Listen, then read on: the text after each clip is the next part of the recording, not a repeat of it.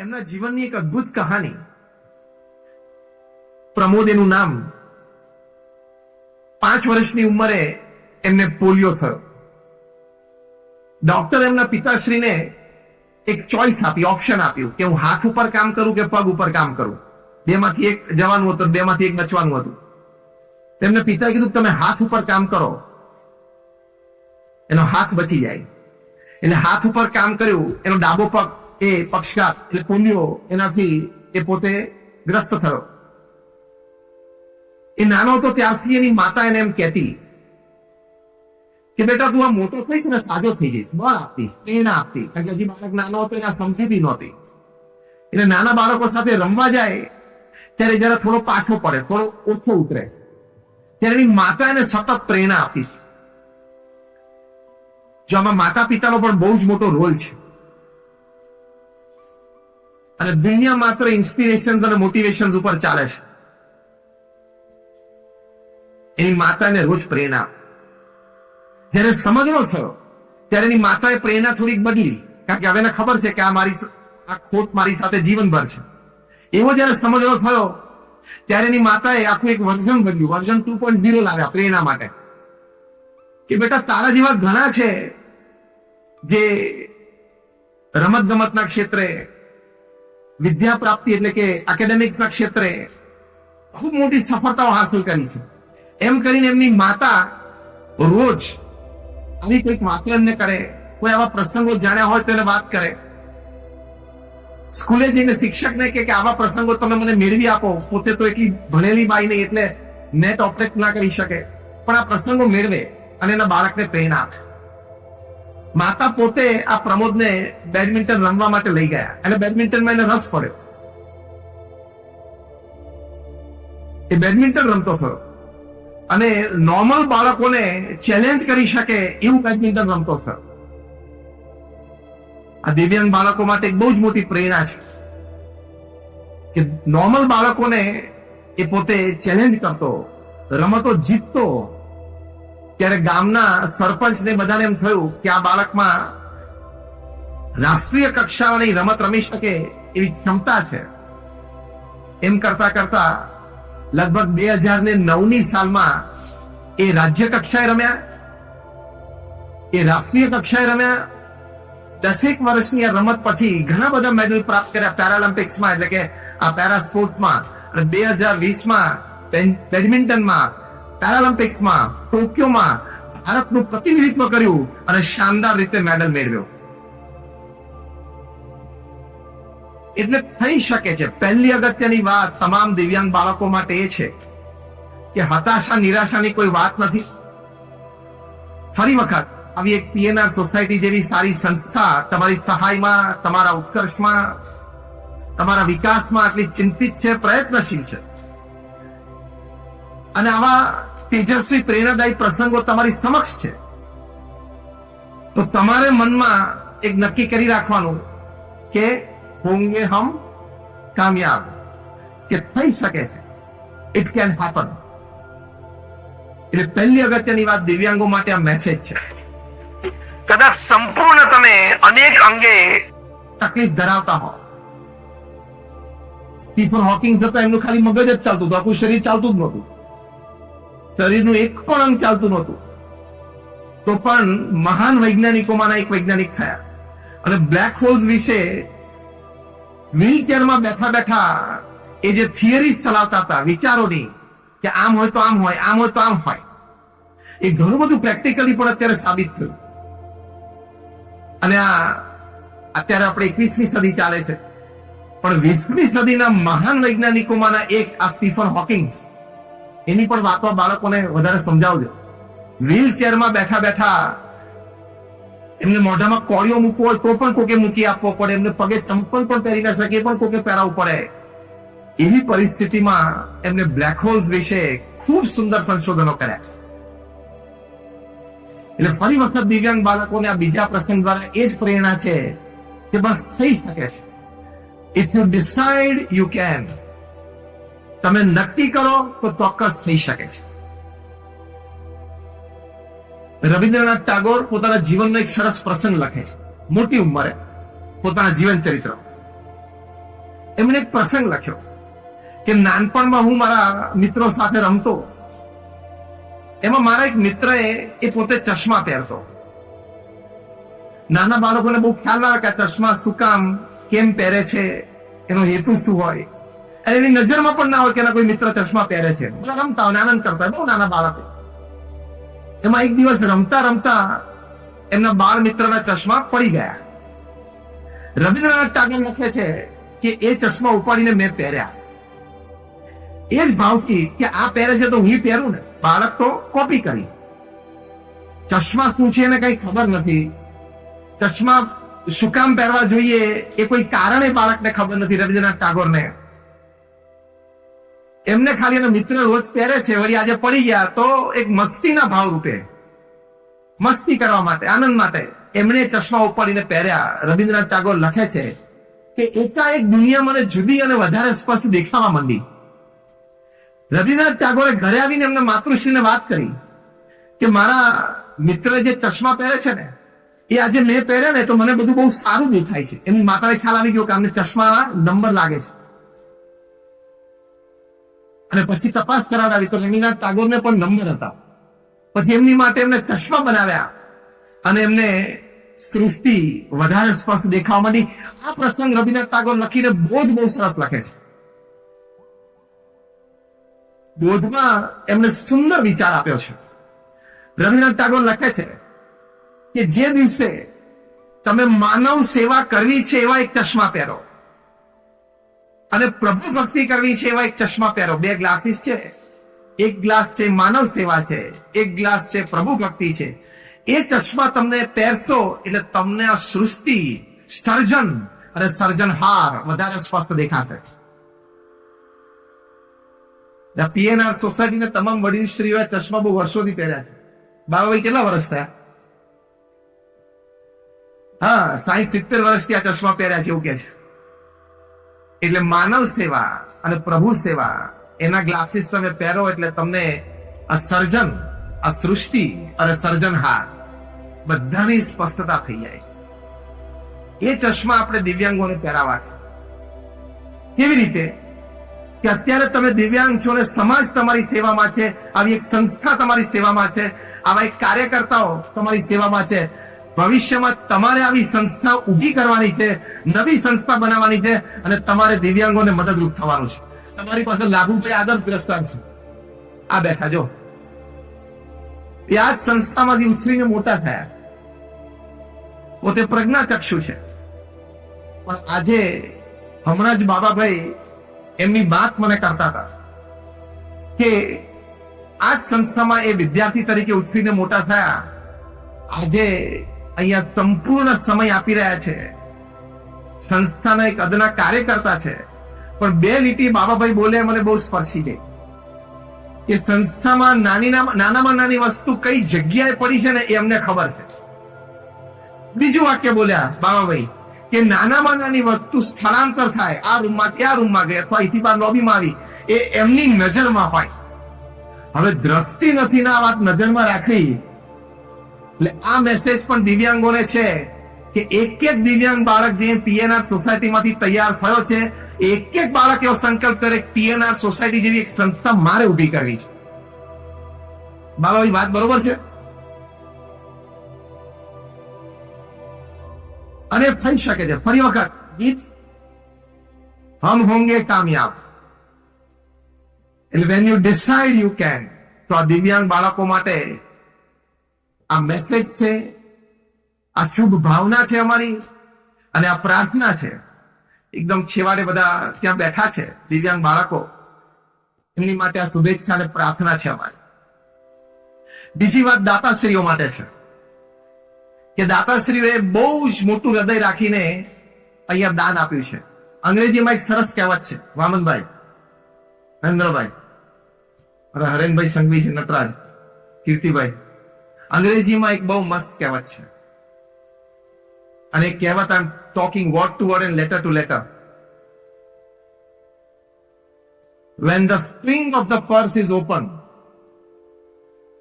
જ્યારે તમે પર્સની સ્ટ્રિંગ ખોલો છો દાન આપવા માટે, when the string of the purse is open, your heart is filled with joy and happiness.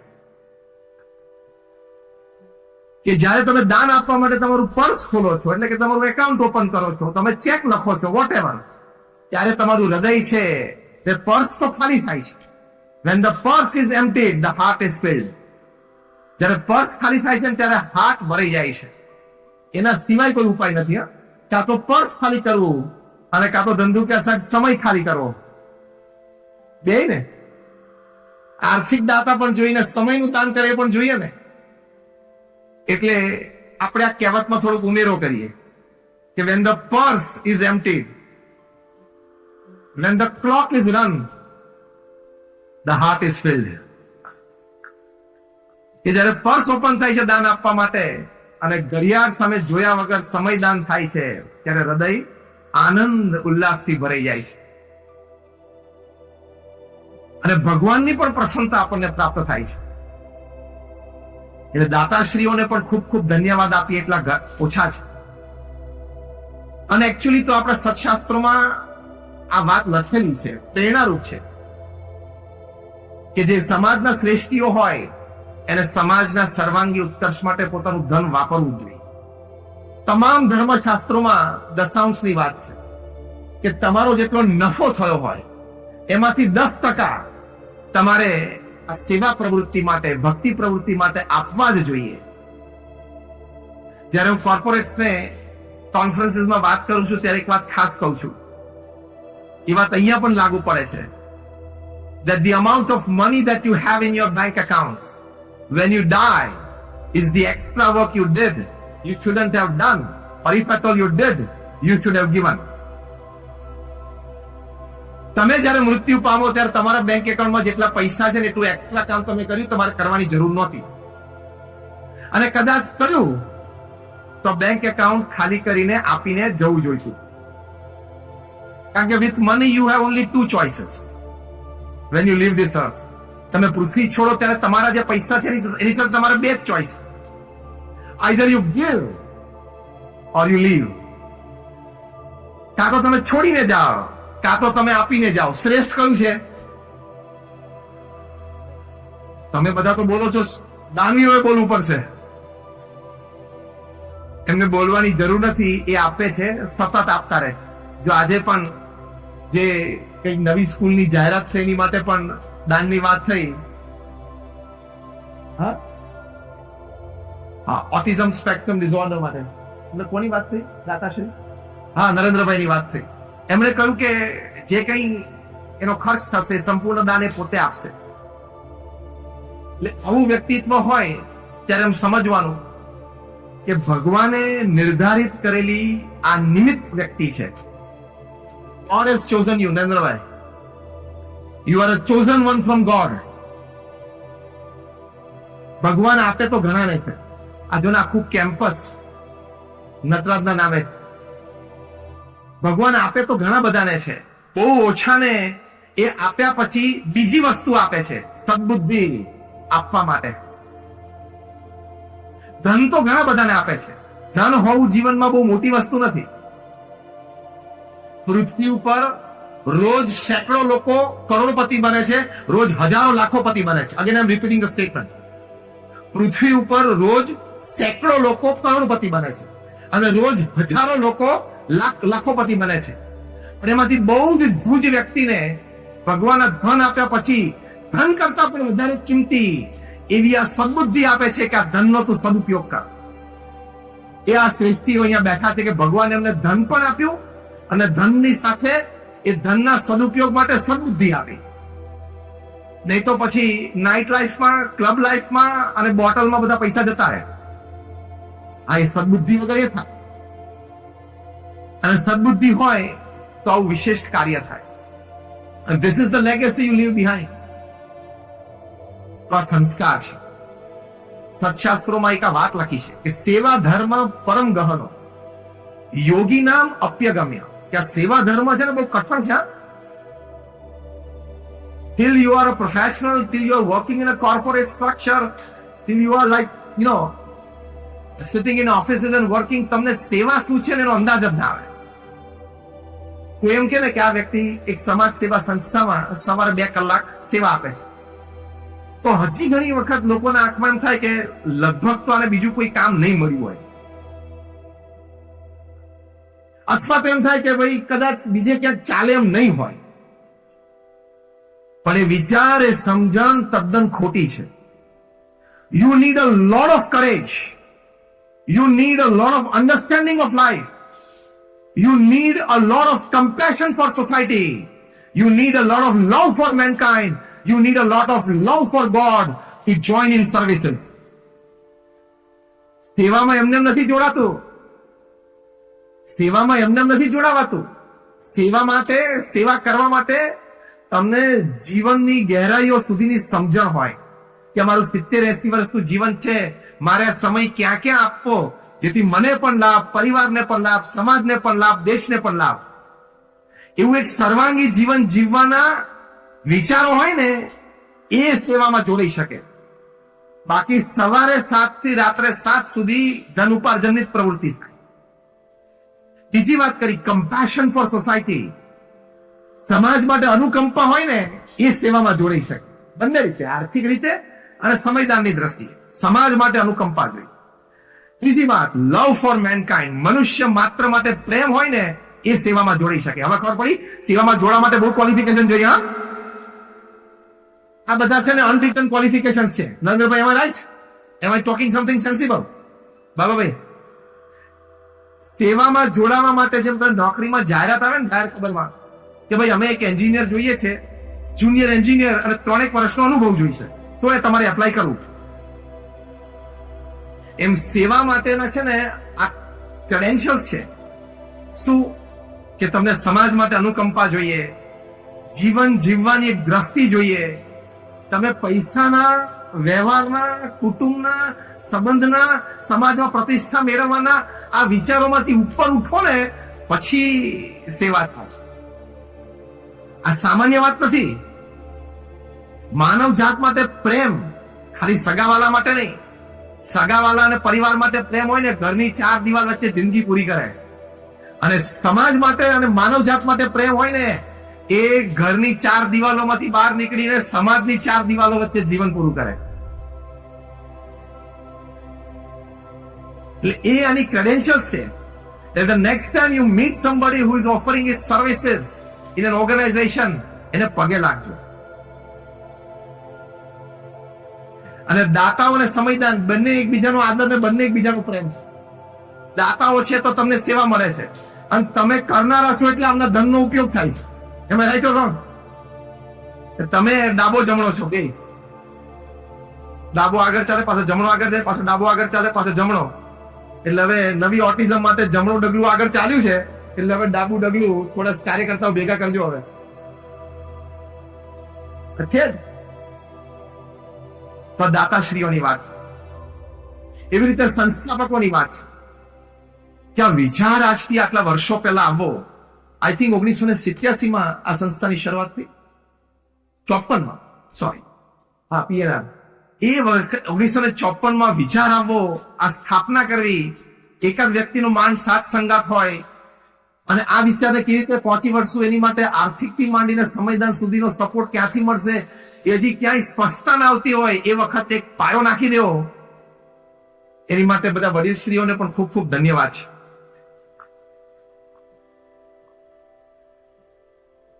એટલે અહીં બેઠેલા તમામને અમારી અપીલ છે કે ક્યાંક સેવામાં ચોક્કસ જોડાવું. આજે તમે સમારંભમાં આવ્યો છો, ખૂબ સારી વાતો તમે પ્રત્યક્ષ જોઈ, સાંભળી, અને આવા સેવા પુરુષોને તમે જોયા, દર્શન કર્યા, જે મંચસ્થ છે, તેમાંથી બધાએ પ્રેરણા લેવાની. You have 168 hours in a week. 166 is yours to give back to the society. એટલું તો થઈ શકે કે ના થઈ શકે?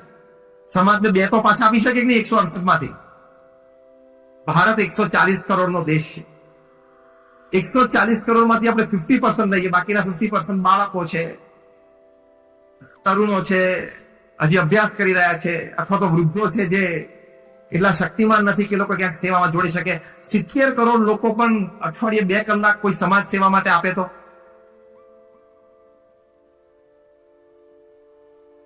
ભારત વિકસિત દેશ તો બનવાનો જ છે, જગતગુરુ પણ આપણે બનાવવાના છે. એ આપણી જવાબદારીમાં આવે છે. સેવાકીય સંસ્થાઓ અને ધાર્મિક સંસ્થાઓની જવાબદારીમાં આવે છે.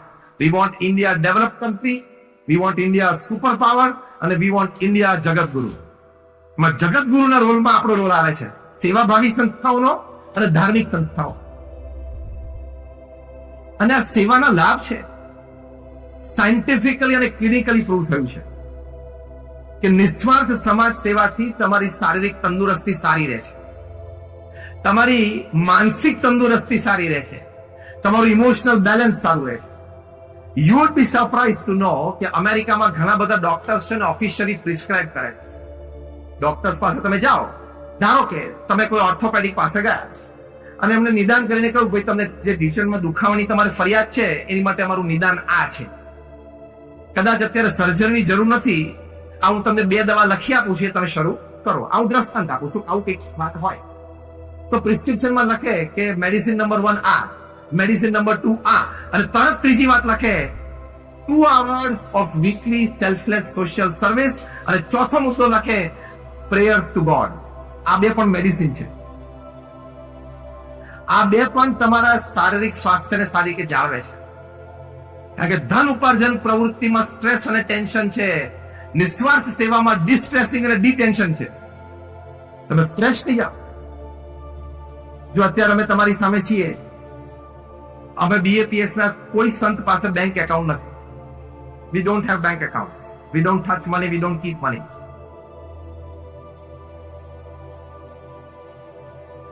અમે BAPS સંસ્થાની 160 થી વધારે સેવાકીય પ્રવૃત્તિમાં સંતો અને સ્વયંસેવકો જોડાયેલા છે. એક જ કલરના અને એક જ સ્ટાઇલના કપડા અમે 30-40 વર્ષથી પહેરીએ છીએ. તો અમારા ચહેરા ઉપર લેશ માત્ર ઓછો આનંદ તમને દેખાય છે? કેમ? સેવામાં આનંદ છે. અને એટલું સમજીને તો આપણે સેવા કરવી જોઈએ. કોરોનામાં બચી ગયા ને એ ભગવાનની કૃપા છે. કોરોનામાં બહુ સારા મોટા મોટા માણસો જતા રહ્યા, જેની પોતાની હોસ્પિટલ હતી એ ગયા. મોટી મોટી હોસ્પિટલના ટ્રસ્ટીઓ પોતાની જ હોસ્પિટલમાં ઓક્સિજનના અભાવે ગયા. જે હોસ્પિટલનું ઉદ્ઘાટન પોતે કરેલું, પોતે મુખ્ય દાતાશ્રી હતા, એ જ હોસ્પિટલમાં ભરતી થઈને એ જ હોસ્પિટલમાં ઓક્સિજનના અભાવે ગયા. આ પ્રસંગ મારે એટલા માટે આ વાત કરવાની કે જીવનનું કંઈ નક્કી નથી. What can happen tomorrow morning? So before something happens tomorrow morning, do something good today evening. કાલે સવારે શું થવાનું છે ખબર નથી, એટલે આજે સાંજે કંઈક સારું કરી લેવું. તો શું ઉપર જઈને ભગવાનને કંઈક મોઢું દેખાડવા જેવા થઈએ?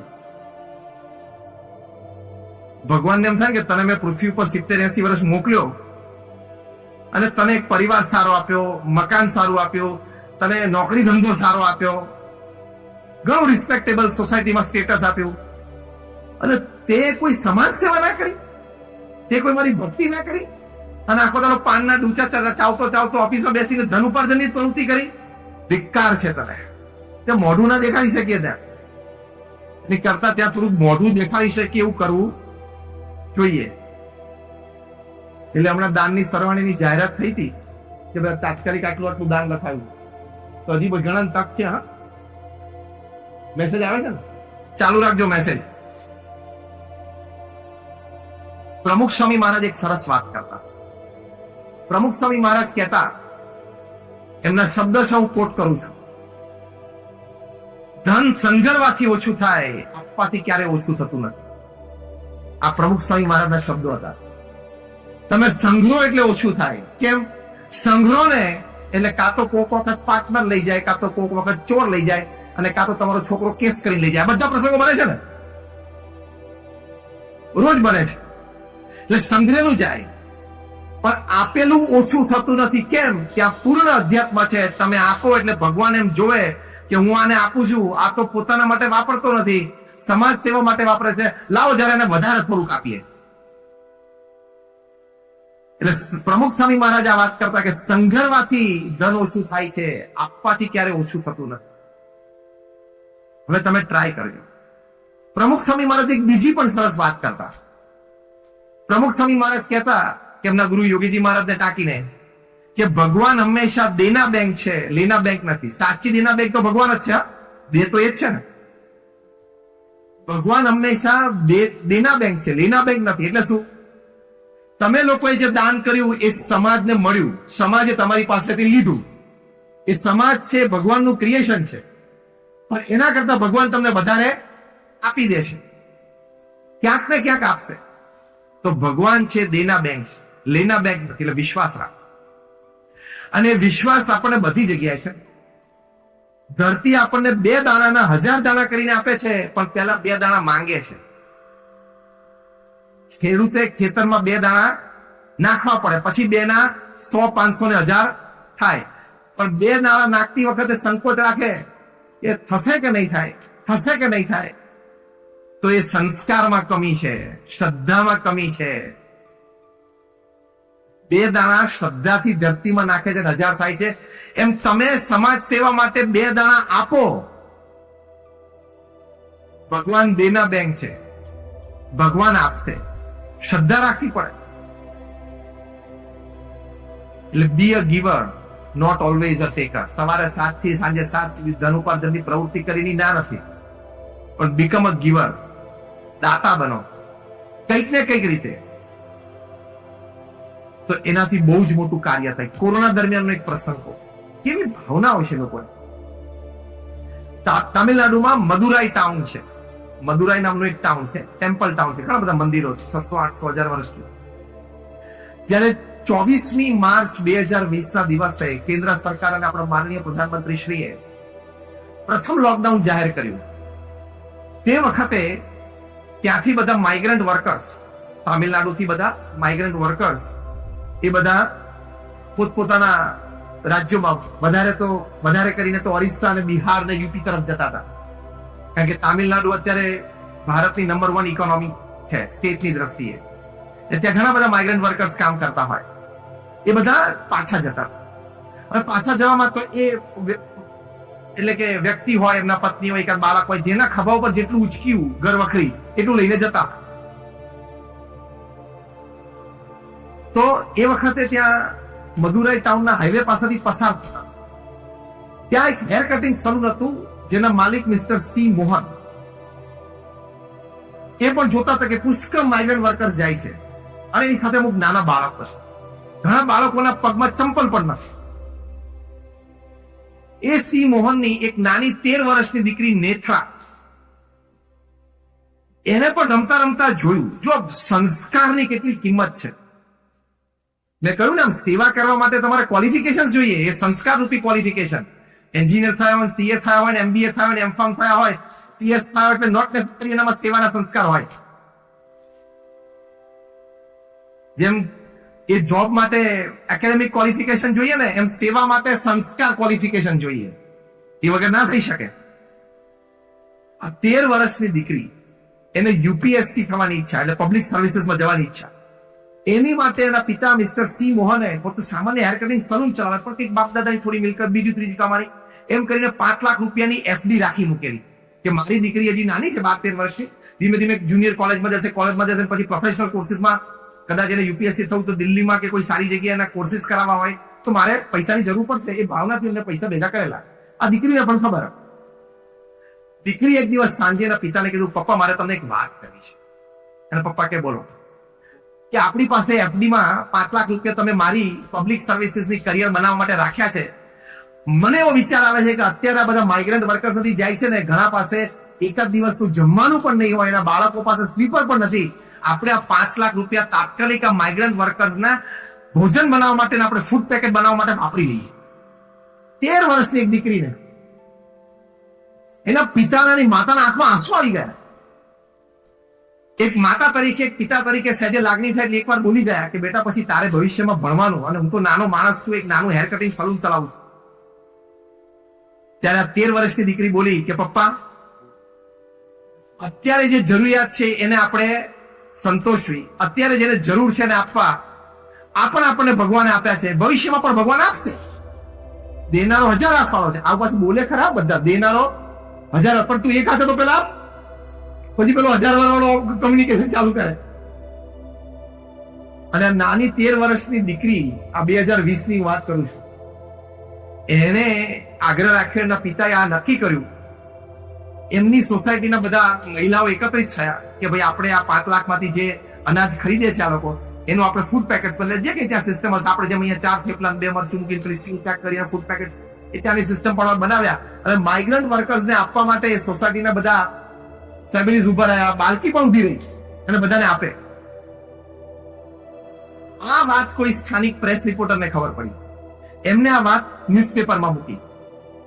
ન્યૂઝપેપરમાંથી વાત ગઈ મન કી બાત પ્રધાનમંત્રી પાસે અને માનનીય પ્રધાનમંત્રીજી આ બાળકીને મન કી બાતમાં હાઇલાઇટ કરી કે આ બાળકીની આવી ભાવના, એમનું પિક્ચર દેખાડ્યું. જે મન કી બાતમાં પ્રધાનમંત્રી ઘણા બધા પ્રસંગો કહે છે. મન કી બાતમાંથી યુનાઇટેડ નેશન્સે આ નોટિસ કર્યું. અત્યારે જયારે હું તમને આ વાત કરું છું ત્યારે અત્યારે કદાચ 15-16 વર્ષની દીકરી અત્યારે યુનાઇટેડ નેશન્સની હેલ્પ ફોર સોસાયટી એ જે પ્રોગ્રામ છે એની બ્રાન્ડ એમ્બેસેડર છે. તમે આ કથા, આ પ્રસંગ તમે ગૂગલ ઉપર તમે વાંચજો. આ નેત્રા, આ છોકરી, she is a brand ambassador of the United Nations for help to society. અને યુનાઇટેડ નેશન્સ વતી આજે કદાચ દર મહિને એ 2-4 દેશોમાં ટ્રાવેલ કરે છે, પોતાનો પ્રસંગ કહે છે અને લોકોને પ્રેરિત કરે છે. ભગવાન 1000 હાથ વાળે આપી દીધું કે નહીં?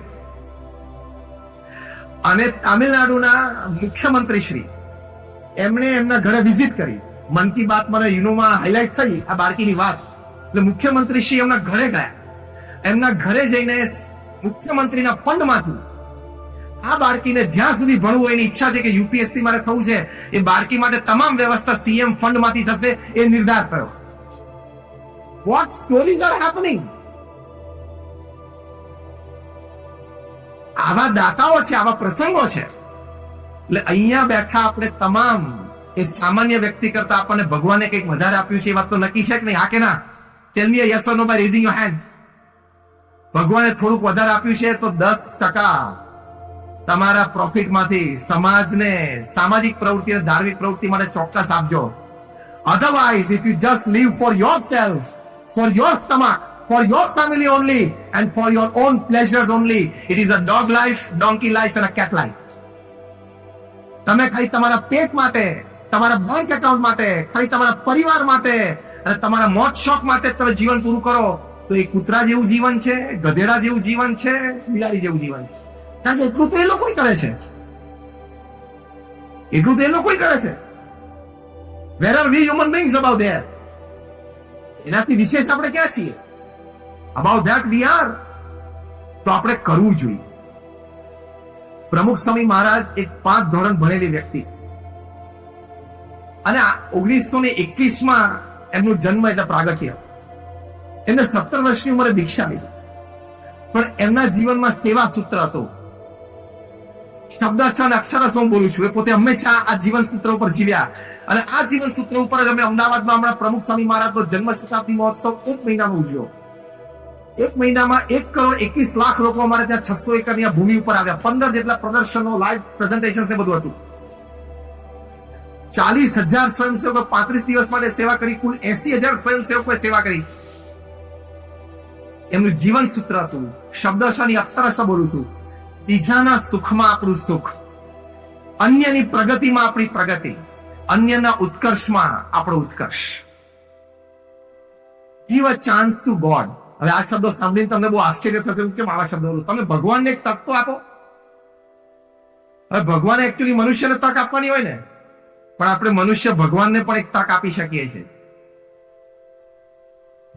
You must have started thinking what I'm talking. Give God a chance. તમે ભગવાનને એક તક આપો તમારી પર પ્રસન્નતા વેરવાની. Give God a chance. ભગવાનને એક તક તો આપો કે ભગવાન તો તમારી પર પ્રસન્ન થવા બેઠા જ છે. Give him a chance. કંઈક તો એવું કરો કે ભગવાનને પ્રસન્ન થવાનું મન થાય. સમાજના 5 વડીલો, 5 શ્રેષ્ઠીઓના હૃદયમાં આપણું સ્થાન થાય. સમાજના 5-25 આવા ડિઝેબલ, લેસ પ્રિવિલેજ લોકો ની પ્રશંસા પ્રાપ્ત થાય. It is your emotional bank account. ખાલી મોનિટરી બેંક એકાઉન્ટ ભેગું નહીં કરવાનું, ઇમોશનલ બેંક એકાઉન્ટ પણ ભેગું કરવાનું, પુણ્યનું બેંક એકાઉન્ટ પણ ભેગું કરવાનું. એ પણ એક બહુ મોટું બેંક એકાઉન્ટ છે. અને તમને ખબર ના પડે ક્યારે તમે એનકેશ કરો ને ક્યારે એનકેશ થઈ શકે. પ્રમુખ સ્વામી મહારાજે જીવન સૂત્ર ઉપર ચાલ્યા. એમણે, હવે સાંભળજો statistics, if one man ડિસાઇડ્સ what can happen, એક વ્યક્તિ નક્કી કરે તો શું થાય. પ્રમુખ સ્વામી મહારાજ 51 વર્ષની ઉંમરે ગુરુપદે આવ્યા એટલે એમની જીવનની કારકિર્દી, નિર્ણયાત્મક કારકિર્દી 51 વર્ષની ઉંમરે શરૂ થઈ.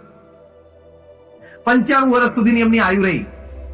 91 થી 95 વર્ષની ઉંમર પ્રમુખ સ્વામી મહારાજની, 91 થી 55 વર્ષની ઉંમરમાં પ્રમુખ સ્વામી મહારાજ એટલે કે 45 વર્ષમાં પ્રમુખ સ્વામી મહારાજે 1300 સંસ્થાઓ ઉભી કરી. Hospital, hostel, school, college, community centre, સંસ્કાર કેન્દ્ર, હરિમંદિર, મંદિર અને અક્ષરધામ. તમે બધા અક્ષરધામ જોયું હશે, ગાંધીનગર અને Delhi. Just rays your hands તમે અક્ષરધામ જોયું હોય તો બધાએ. એટલે 45 વર્ષમાં 1300 સમાજ સેવા અને ધાર્મિક સંસ્થાઓ સેવા. દર 15મા દિવસે એક. હવે હું જે વાક્ય 5 બોલું એ બરોબર ધ્યાનથી સાંભળજો. દર 15મા દિવસે એક જમીન સંપાદન થવી, નવી અથવા મળવી. એ જમીન લીગલી ક્લિયર થવી લોકલ ગવર્મેન્ટ બોડીઝમાં. એ જમીન ઉપર શું કરવું છે, બીએપીએસ સંસ્થાએ હોસ્પિટલ, હોસ્ટેલ, સ્કૂલ, કોલેજ, હરિમંદિર, કમ્યુનિટી સેન્ટર, સંસ્કાર કેન્દ્ર, અક્ષરધામે નક્કી થવું. અને નોન પ્રોફિટ ઓર્ગેનાઇઝેશન છે બીએપીએસ. જેમ પીએનઆર સોસાયટી એક નોન પ્રોફિટ ઓર્ગેનાઇઝેશન છે, એમ બીએપીએસ સંસ્થા પણ એક નોન પ્રોફિટ ઓર્ગેનાઇઝેશન છે. એટલે ફંડ સમાજમાંથી રેસ થવા, પછી અમારા આર્કિટેક્ટ પ્લાન ડિઝાઇન કરે, પ્લાન ગવર્મેન્ટમાં પાસ થવા, પછી ટેન્ડર રિશાઉટ થાય, ટેન્ડર પાસ થવું, કોન્ટ્રાક્ટર નિમાવો, સાત વિધિ થવી, ત્યાં બાંધકામ શરૂ થવું, બાંધકામ પૂરું થાય પછી 2-5 વ્યક્તિ જે સંસ્થાને સમર્પિત જોઈએ સંસ્થા ચલાવવા માટે એ મળી જવી, બીજા 5, 15, 25 નો પેઇડ સ્ટાફ મળી જવો, એ સંસ્થાનું ઉદ્ઘાટન સમારોહ કરી લેવો. આખી કહાની જમીન સંપાદનથી માંડીને આ ઉદ્ઘાટન સુધીની એ પ્રમુખ સ્વામી મહારાજે 45 વર્ષ સુધી દર 15મે દિવસે કરી. Every 15th day. એનો મતલબ શું થયો કે તમે નિસ્વાર્થ ભાવે સેવાની ભાવના રાખો ને એટલે resources have to come to you. નિસ્વાર્થ સેવા ભાવના હોય ને એટલે ધનને તમારી પાસે આવવું પડે. જો આજે આવવા માંડ્યું કે નહીં, વ્યક્તિઓને તમારી પાસે આવવાનું મન થાય, તમારી સાથે જોડાવાનું મન થાય. અત્યારે અહીંયા એક પણ કીડી દેખાતી નથી. એક સાકરનો કટકો અહીંયા તમે હમણાં મૂકો એટલે 15-25 મિનિટમાં 2-15 કીડીઓ ભેગી થઈ. હા કે ના?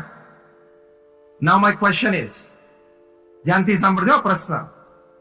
કીડીઓ સાકરના કટકાનો આકાર જોઈને એની પાસે આવે છે? એટલે દિવ્યાંગો તમારે તમારા આકારની ચિંતા નહીં કરવાની. હા, કીડીઓ છે સાકરના કટકાનો રંગ જોઈને એની પાસે આવે છે? ના. કીડીઓ છે સાકરના કટકાના ફ્રેગ્રન્સ, સુગંધથી આવે છે? ના. કીડીઓ સાકરના કટકા પાસે એક જ કારણથી આવે છે. શું? જવાબ કહો, બોલો. મીઠાશ, ગળપણ. 5 જવાબ અધૂરો છે. બસ એ અહીંયા આજે સભામાંથી શીખવાનું છે. કીડીઓ સાકરના કટકા પાસે આવે છે મીઠાશથી, એટલે કે ગળપણથી. એ 50% ઉત્તર, અને 50% ઉત્તર બીજો છે કારણ કે સાકરના કટકામાં ગળપણ સિવાય બીજું કાંઈ નથી. એ અગત્યનું છે. ગળપણ છે અને ગળપણ સિવાય કાંઈ નથી. એમ તમારામાં સેવાની ભાવનામાં બીજો કોઈ પણ સ્વાર્થની કરવાશ ના હોય એટલે કીડીઓએ તમારી પાસે આવવું જ પડે. પછી એ દાતા રૂપે હોય, કોઈ પોતાનું સમયદાન કરે, કોઈ ભૂદાન એટલે જમીન આપે.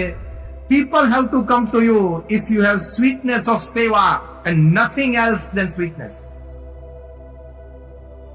પ્રમુખ સ્વામી મહારાજના હૃદયમાં હતું, સેવાની મીઠાશ હતી, અને સેવાની મીઠાશ સિવાય કાંઈ નહોતું. એટલે આટલા બધા સંસાધનો એમની પાસે આવ્યા. સાંભળ્યા, અક્ષરધામ દિલ્હીના ઉદ્ઘાટન સમારોહ વખતે પ્રધાનમંત્રી શ્રી મનમોહનસિંહ બાજુમાં બેઠા હતા પ્રમુખ સ્વામી મહારાજની. આ બાજુ રાષ્ટ્રપતિ ડોક્ટર એપીજે અબ્દુલ કલામ સાહેબ બેઠા હતા. મુખ્ય મંચ પર વિરોધ પક્ષના નેતા એલ.કે. અડવાણીજી પણ બેઠેલા, દિલ્હીના લેફ્ટનન્ટ ગવર્નર પણ બેઠેલા. અને 160 દેશોમાં જીવંત પ્રસારણ ચાલતું હતું. પ્રમુખ સ્વામી મહારાજ બહુ જ આદર ભાવે, બહુ જ નિર્માનીપણે, એ વખતે તમે એમનો ચહેરો જુઓ. એમણે કહ્યું કે અમે આ સ્વામિનારાયણ અક્ષરધામનું નિર્માણ કર્યું છે લોકોના જીવનમાં સંસ્કાર આપીને એના જીવનને ઉત્કર્ષ કરવા માટે, કોઈ ઈર્ષા ભાવથી નહીં, કોઈ સ્પર્ધા ભાવથી નહીં. સેવામાં આ ગુણ શીખવાનો, કોઈ ઈર્ષા ભાવથી નહીં, કોઈ સેવા ભાવથી નહીં. મારા વ્યવસાયના સ્પર્ધકે 51,000 રૂપિયા આપ્યા એટલે મારે હવે 51,000 ને 1 આપવા. તમારો ફિગર તમારે સ્પર્ધકના આધારે નક્કી નહીં કરવાનો. હા, નહીં તો એમાં સેવાની બદબુ આવી ગઈ, ગંધાઈ ઉઠી સેવા. તમારે સેવા કેવી રીતે નક્કી કરવાની? તમને જે સેવાનો અંકુર ફૂટે એ પ્રમાણે નક્કી કરવાની. પ્રમુખ સ્વામી મહારાજે કહ્યું કે કોઈ ઈર્ષા ભાવથી નહીં, દેખાડી દેવા માટે નહીં, સ્પર્ધા માટે નહીં. આવી રીતે સેવા થાય. તો સેવાનો ખૂબ મહિમા છે. સેવાથી ખૂબ સુંદર કાર્ય થાય છે. અને સેવા કરવાથી આપણું શારીરિક, માનસિક, આંતરિક સંતુલન સારું રહે છે. દરેકે સેવામાં જોડાવાની જરૂરત છે. એટલા માટે કે છેલ્લી વાત કરીને પૂરું કરું કે 70, 80, 100 વર્ષે જ્યારે પણ તમે તમારી છાતી ઉપર હાથ મૂકો, અંત સમયે, મૃત્યુ સમયે, છેલ્લા દિવસોમાં, છેલ્લા અઠવાડિયામાં, ત્યારે મિનિમમ એટલું તો થવું જોઈએ ને, સંતોષ પોતાના જીવનથી કે હું મારું જીવન જીવ્યો, એટલું તો થવું જોઈએ કે નહીં? બીજાને તો તમારા જીવન વિશે માહિતી અથવા તો અભિપ્રાય પ્લસ માઇનસ જે કંઈ હોય, આપણને સેલ્ફ સેટિસ્ફેક્શન હોવું જોઈએ કે નહીં? Yes or no? At least minimum we should have self satisfaction, putting our hand on our chest કે yes, I lived my life. હું મારું જીવન જીવ્યો, મેં પરિવારને પણ સાચ્યો, મેં વેપાર ધંધો પણ કર્યા, સમાજ ઉપયોગી પણ થયો, નિસ્વાર્થ સેવા પણ કોઈક જગ્યાએ કરી, ભગવાન પ્રત્યેની શ્રદ્ધા ભક્તિ પણ રાખી અને મોટા મને રહ્યો. એવું તો થોડુંક થવું જોઈએ કે નહીં? એ અત્યારે ચૂકી જશો તે વખતે પસ્તાવો, અને એ વખતે આનંદ લેવો હોય તો steel you have a time, steel you have chance. તમારી પાસે સમય પણ છે અને ચાન્સ પણ છે. એ વાત આપણે હૃદયસ્થ કરીએ. ફરી એક વખત અમારા ગુરુહરિ પરમ પૂજ્ય મહંત સ્વામી મહારાજના ચરણોમાં અમે પ્રાર્થના કરીએ છીએ કે તમામ વડીલશ્રીઓ અને ટ્રસ્ટીશ્રીઓ, તમામ દાતાઓ, તમામ કાર્યકર્તાઓ, તમામને ભગવાન ખૂબ બળ આપે. પીએનઆર સોસાયટી દ્વારા હજી ખૂબ ને ખૂબ સેવાઓ થતી રહે. જે દિવ્યાંગો અહીંયાથી લાભાન્વિત થયા છે એ પણ ભવિષ્યમાં આવી સંસ્થાઓ ચલાવે અને આવી સંસ્થાઓ દ્વારા સમાજને મોટો લાભ આપે. અને એ દ્વારા આપણે ભારત વર્ષની આ મહાન અમાનત છે કે સેવા એ આપણા એક સંસ્કાર છે. એ સંસ્કાર ફૂલે ફાલે, પેઢીઓમાં ચાલે, અને એ દ્વારા સમાજ અને દેશનો ખૂબ ઉત્કર્ષ થાય, ભગવાનની પ્રસન્નતા થાય. એ પ્રાર્થના સાથે ફરી વખત સર્વેને